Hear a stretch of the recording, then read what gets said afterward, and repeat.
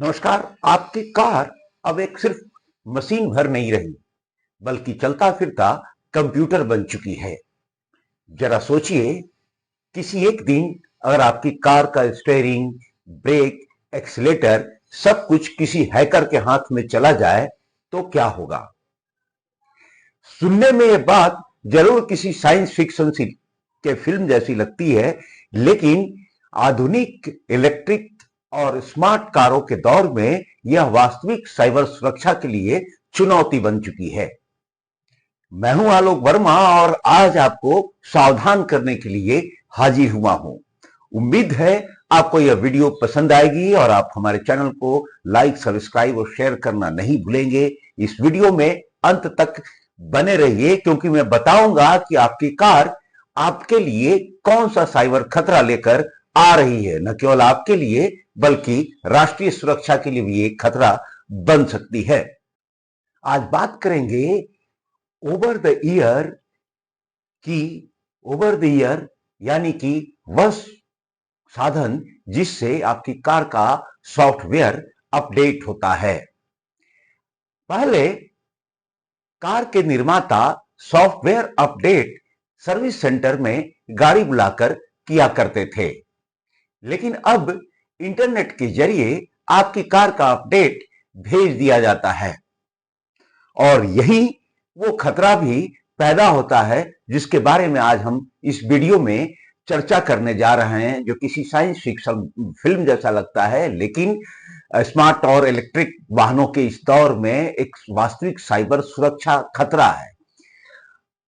Delhi police के inspector Raman Kumar Singh, जो cyber के में काफी दिनों तक काम किया उन्होंने, उनके अगर एक लेख की जिक्र करें या उनके दी गई जानकारी की जिक्र करें तो ये खतरा बहुत बड़ा है। लेकिन पहले समझते हैं कि ओटीए अपडेट होता क्या है। दरअसल जो मैंने आपको बताया, किसी सॉफ्टवेयर अपडेट के लिए वाहन को सर्विस सेंटर ले जाया जाता था। अब इंटरनेट के जरिए जो वाहन का निर्माता है वो सीधे आपकी कार में नया सॉफ्टवेयर या सॉफ्टवेयर का अपडेट भेज देते हैं। इसे ही ओवर द ईयर या ओटीए अपडेट कहा जाता है। इससे समय और खर्च दोनों बचते हैं, लेकिन यही सिस्टम सुरक्षित नहीं है तो समझिए कितना बड़ा खतरा है। इस खतरे से ही आगाह करने के लिए यह वीडियो बनाई जा रही है। अब जानते हैं सबसे बड़े साइबर खतरे कौन से हैं। पहले है रिमोट कोड इंजेक्शन। अगर कोई हैकर अपडेट प्रक्रिया में घुसपैठ कर ले तो वह वाहन में दुर्भावनापूर्ण कोड डाल सकता है। ऐसी स्थिति में ही ब्रेक, स्टीयरिंग या एक्सीलेटर जैसे महत्वपूर्ण प्रणालियां प्रभावित हो सकती हैं और किसी बहुत भयंकर एक्सीडेंट को अंजाम न चाहते हुए भी दिलवाया जा सकता है। दूसरा खतरा है man in the middle attack. यह भी पहले वाले खतरे से छोटा नहीं है। अब सोचिए, अगर साइबर हैकर के पास या किसी आपके दुश्मन के पास इस तरह की कोई गतिविधि आ जाए, आपके कार पर उसका कंट्रोल हो जाए तो क्या होगा।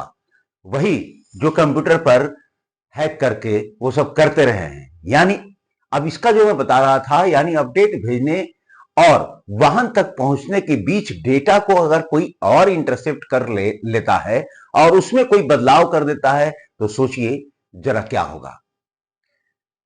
ये दूसरा साइबर बड़ा खतरा है, जो अपनी मर्जी से आपकी कार में कुछ भी कर सकता है। यानी अगर कोई बीच में इंटरसेप्ट कर ले तो नकली अपडेट या एन्क्रिप्शन की चोरी जैसी घटनाएं हो सकती हैं। उम्मीद है आप मेरी राय से सहमत होंगे और इस खतरे का एहसास कर रहे होंगे, और इस वीडियो में अब तक आप बने होंगे, आगे भी बने रहेंगे, ताकि पूरे खतरे की आपको जानकारी हो और अपने मित्रों के पास, जिनके पास इलेक्ट्रिक व्हीकल या फिर स्मार्ट वाहन हैं, उनको ये वीडियो भेजें ताकि वो सावधानी बरतें, सुरक्षित रहें और परिवार को भी सुरक्षित रखें।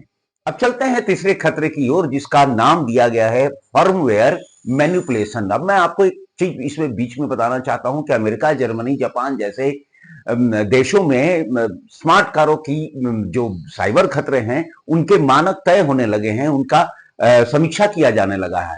अब यदि वाहन के ईसीयू यानी इलेक्ट्रॉनिक कंट्रोल यूनिट के सॉफ्टवेयर से छेड़छाड़ हो जाए तो जाहिर सी बात है, जब डेटा बाहर जा रहा है, डेटा कहीं और जा रहा है, जब कोई उसको हैक कर सकता है तो ईसीयू में भी छेड़छाड़ हो सकता है।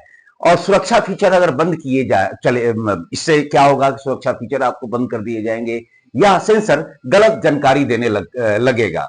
ऐसी स्थिति में कितना बड़ा और कितनी भयानक दुर्घटना हो सकती है, इसका अंदाजा लगाना ज्यादा मुश्किल नहीं है।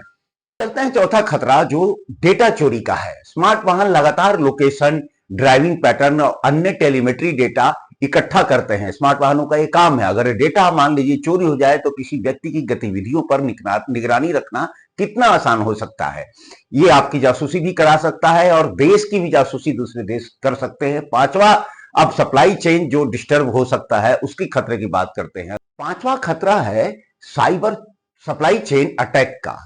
अगर सोचिए जरा कि अगर वाहन निर्माता का अपडेट जो सर्वर होता है वो हैक हो जाए, तो एक ही नकली जो अपडेट है, अपडेट के जरिए हजारों वाहनों को कंट्रोल किया जा सकता है, उनसे कुछ भी किया जा सकता है, उनका संक्रमण किया जा सकता है, यानी कि वो सब के सब संक्रमित हो सकते हैं और फिर हैकर जैसा चाहेगा, जैसे नचाएगा वैसे वो गाड़ियां नाचती हुई नजर आएंगी। यही ये पांच सिर्फ खतरे नहीं है, अब बात है राष्ट्रीय सुरक्षा की भी, जो शायद इस खतरे से भी बड़ी है। आप सोचिए कि अगर स्मार्ट वाहन सरकारी आर्मी में लगता है या किसी और सेंसिटिव जगह पर, संवेदनशील जगहों पर लगता है, और कल्पना कीजिए कि यदि किसी देश में हजारों कनेक्टेड वाहन एक साथ साइबर हमले का शिकार हो जाएं, तो क्या होगा। जासूसी दूसरे देश की कितनी आसान हो जाएगी, है ना। बात से सहमत होंगे। यहां तक कि पूरी ट्रांसपोर्टेशन अरेंजमेंट को हैकर प्रभावित कर सकते हैं, ठप कर सकते हैं। यही वजह है कि स्मार्ट और इलेक्ट्रिक वाहन के साइबर खतरों से कोई जानकारी रखना और सतर्क रहना बहुत जरूरी है। हैकर आपातकालीन सेवाओं में बाधा डाल सकते हैं और भी बहुत कुछ कर सकते हैं। तो साइबर सुरक्षा के लिए अपने स्मार्ट कार की साइबर सुरक्षा के लिए क्या सुरक्षित रहना जरूरी है, उसके पहले बता दें कि सेंसिटिव स्थानों की गतिविधियों पर जासूसी भी इन्हीं कारों के जरिए संभव हो सकती है। आपने पिछले दिनों देखा था कि देश भर में कई सीसीटीवी जासूस पकड़े गए थे जो पाकिस्तान की खुफिया एजेंसी आईएसआई के इशारे पर काम कर रहे थे। अब डेटा चोरी हो जाने के बाद ये काम आसान हो जाएगा। इसी वजह से दुनिया के कई देश जो हैं ऑटोमोबाइल साइबर सुरक्षा मानकों को और मजबूत बना रहे हैं। जो मैंने अमेरिका, ईरान या जापान या जर्मनी की बात की, वो सारे देश स्मार्ट वाहनों की साइबर सुरक्षा को मजबूत बनाने की दिशा में बहुत तेजी से काम कर रहे हैं। हमारे देश में भी ये काम करना पड़ेगा, तभी स्मार्ट कार और इलेक्ट्रिक वाहन की बात हो पाएगी। अब आते हैं समाधान आखिर क्या है। एक्सपर्ट जो हैं वो मानते हैं कि सुरक्षित ओटीए यानी ओवर द एयर सिस्टम के लिए कुछ स्टेप जो हैं वो बहुत जरूरी हैं।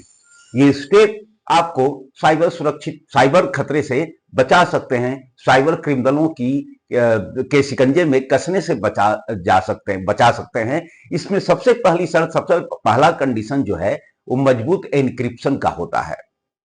डिजिटल सिग्नेचर के जरिए हर अपडेट का सत्यापन किया जा सकता है, और जैसे कि व्हाट्सएप या और दूसरी एन्क्रिप्टेड अरेंजमेंट हैं उसको अपनाया जा सकता है कार के सॉफ्टवेयर को अपडेट करने में। इसमें एक और काम किया जा सकता है मल्टी फैक्टर ऑथेंटिकेशन का, जिसकी वजह से काफी कुछ सिक्योर हो सकता है, सिक्योर बूट हो सकता है, और आप यूं कहिए कि डेटा जो ट्रांसफर होता है उसमें कमी लाई जा सकती है, सुरक्षित डाटा ट्रांसफर हो सकता है। वहां नेटवर्क में इंट्रूजन डिटेक्शन सिस्टम लगाया जा सकता है, जिससे इस तरह के खतरों को नजरअंदाज किया जा सके या कम किया जा सके या पूरी तरह खत्म किया जा सकता है। जीरो ट्रस्ट आर्किटेक्चर की भी एक परिकल्पना है, जिसके माध्यम से हम साइबर खतरे में कमी ला सकते हैं। और यदि किसी अपडेट में गड़बड़ी मिले तो तुरंत रोल बैक यानी पिछले सुरक्षित संस्करण पर वापस जाने की व्यवस्था भी एक बहुत बड़ी चीज है, जो साइबर से हमें सुरक्षा दिलाती है, साइबर खतरे से सुरक्षा दिलाती है।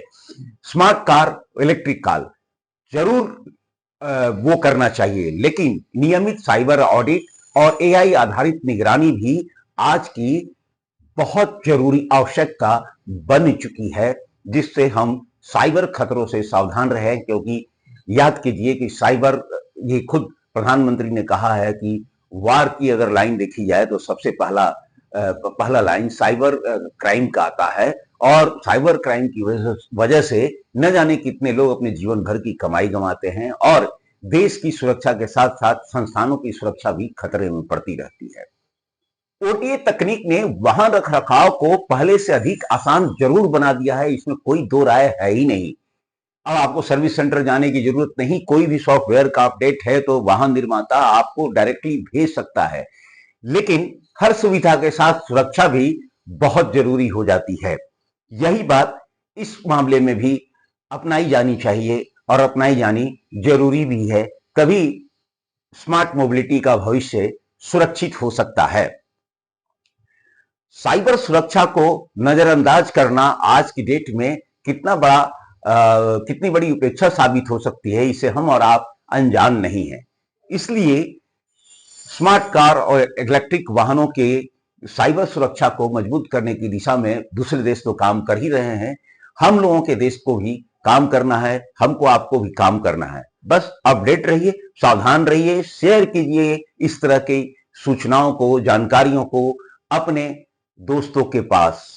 अगर आपको यह जानकारी उपयोगी लगी हो तो वीडियो को लाइक और शेयर जरूर करें और साइबर सुरक्षा से जुड़ी बड़ी बड़ी अपडेट के लिए हमारे चैनल को देखते रहें। हमारे वेबसाइट indiavistar.com पर दिल्ली पुलिस के cyber expert inspector Raman Kumar Singh की डेली एक आलेख छपती है साइबर अवेयरनेस पर, उसको भी जरूर पढ़ना आपके लिए जरूरी है। अगले वीडियो में फिर हाजिर होंगे, तब तक के लिए नमस्कार।